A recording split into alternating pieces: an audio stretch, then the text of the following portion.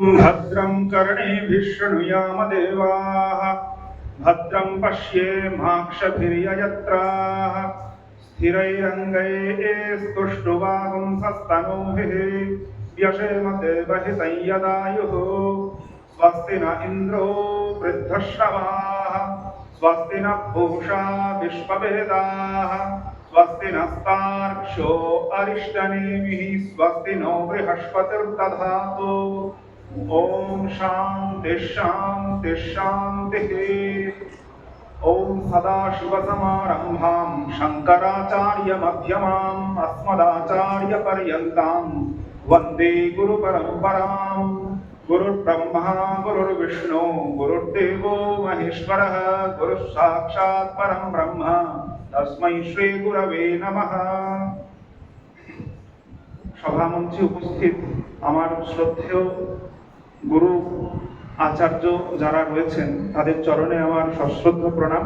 পাশাপাশি অন্যান্য যে সমস্ত শ্রদ্ধেয় পণ্ডিত মশাই পূজনীয় পণ্ডিত মশাইরা এসেছেন যারা অধমঞ্চে বিরাজমান তাদের সকলের চরণে আমার ভক্তিপূর্ণ প্রণাম।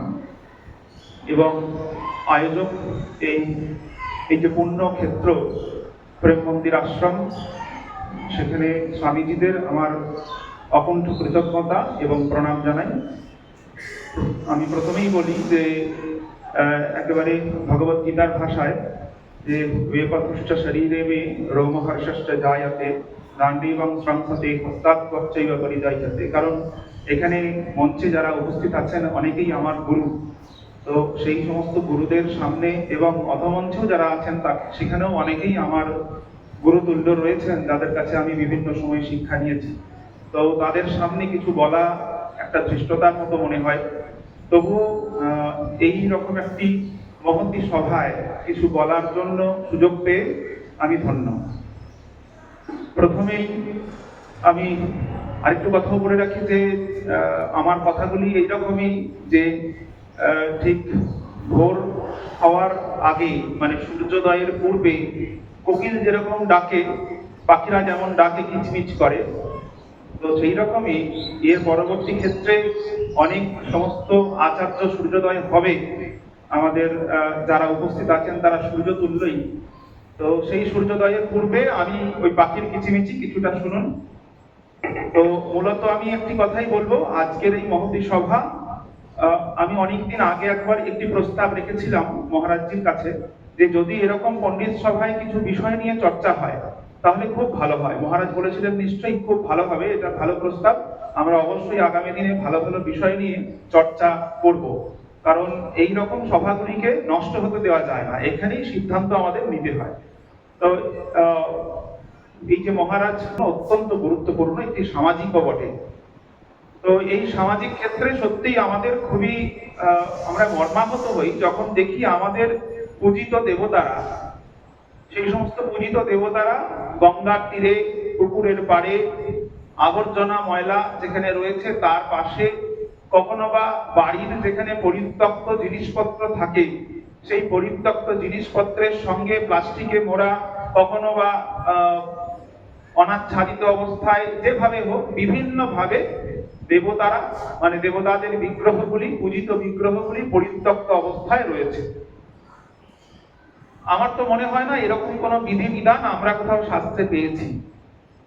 শিবলিঙ্গ জলে ভাসাতে নেই এটুকুই জানি, কিন্তু এই সমস্ত বিগ্রহ মূলত আমি যদি বেদান্তের দৃষ্টিতে দেখি, যেহেতু বেদান্তের ছাত্র আমি বেদান্তের দৃষ্টিতেই বিষয়টিকে একটু চর্চা করব, আশা করি আপনারাও বুঝবেন। সেটা বেদান্ত মতে জগতের যা উপাদান কারণ, যে কোনো কিছুর যা উপাদান কারণ, সেই উপাদান কারণেই যখন বিষয়টি লীন হয়ে যায় তখন তাকেই আমরা বলি বিসর্জন বা সংহার।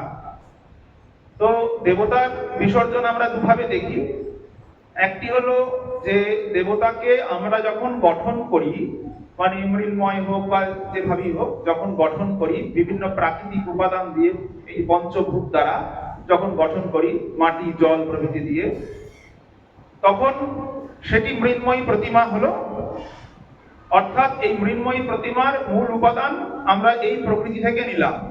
তাহলে যখন সেই প্রতিমাকে আমরা বিসর্জন দেব, সেই সেই মৃন্ময়ী প্রতিমাকে, তখন আমরা সেই উপাদান কারণেই তাকে আমরা লীন করব, এটাই নিয়ম।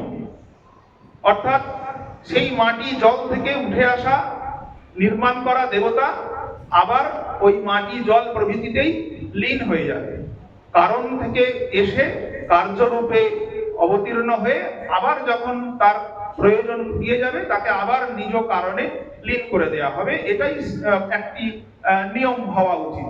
একইভাবে যেমন আমরা যখন দেবতাকে আবাহন করি, আমরা তো তাকে আকাশ থেকে আবাহন করি না, আমরা কোথায় আবাহন করি? বলা হয় কূর্ম মুদ্রায় পুষ্প নিয়ে হৃদয় সন্নিধানে ধারণ করে দেবতাকে ধ্যান করতে, মানে হৃদয়ে তার মূর্তিকে আমরা চিন্তা করছি। চিন্তা করার পর তাকে আমরা কি করছি না, তার সেই তেজময়ী মূর্তিকে আমরা শ্বাস প্রশ্বাসের মাধ্যমে আমার ওই পুষ্পাঞ্জলির মধ্যে আনছি।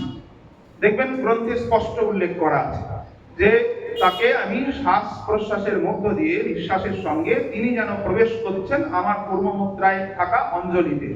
এরপর সেই অঞ্জলিতে দেবী প্রবেশ করলেন এই রকম ভাবনা করে সেই ফুলটিকে আমি প্রতিমার মস্তকে বা ঘটে স্থাপন করছি এবং চিন্তা করছি প্রতিমা এই পুষ্পের মধ্য দিয়ে ওই এই মানে দেবী বা যে আরাধ্য দেবতা এই পুষ্পের মধ্যে দিয়ে ওই বিগ্রহে বা এই ঘটে প্রবেশ করলেন।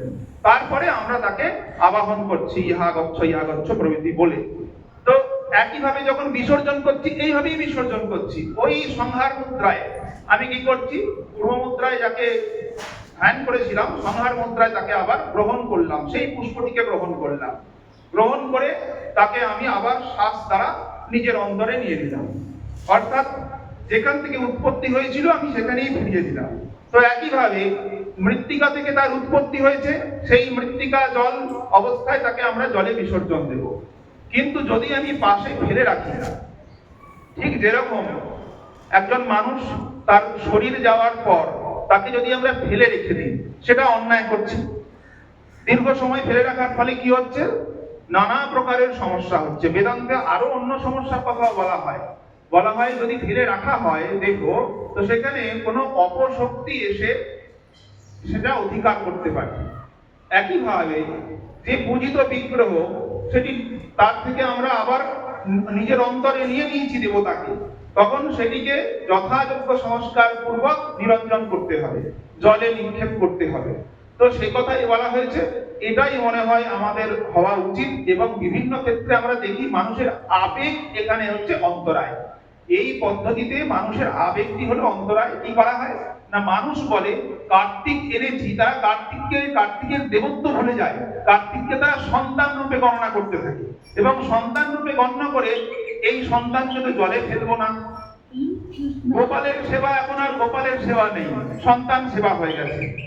তো এরকম ভাবেই আমরা বিভিন্ন ভাবে কি করি, আমাদের মনের আবেগ আর শাস্ত্র এর মধ্যে সংঘাত তৈরি করি। নিজের মনে সংঘাত তৈরি করার পরে আমরা শাস্ত্রের সিদ্ধান্তকে না মেনে আমাদের মনের আবেগকে প্রধান করে তুলি এবং শাস্ত্রকে বিসর্জন দিয়ে মনের আবেগটাকে প্রতিষ্ঠা করে ফেলি। এটা শাস্ত্রের অবমাননা এবং এর ফলে দেবতারও অবমাননা হচ্ছে।